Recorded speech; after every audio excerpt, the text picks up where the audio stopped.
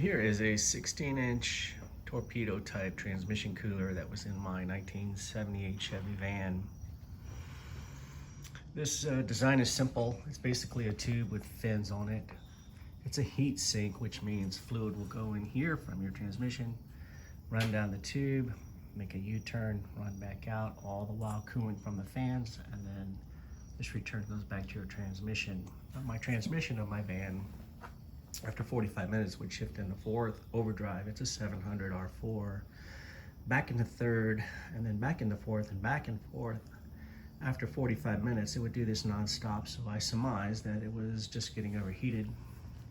So I replaced it with a Durali fan-cooled transmission cooler. And I took a metal saw and I cut this in half because I'm curious about how these things work and why perhaps this one wasn't. So when you cut these apart, there is a divider wall.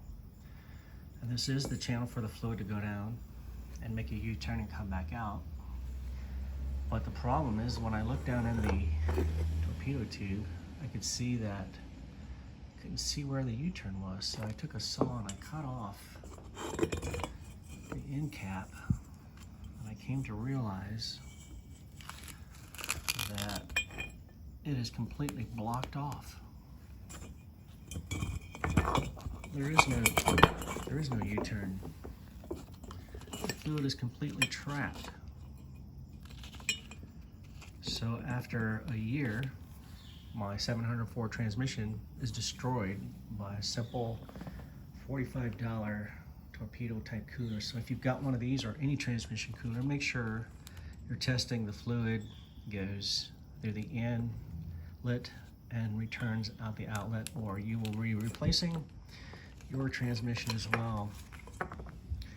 There's a diagram probably in China somewhere where somebody didn't read it properly, and this is what we get in the automotive industry.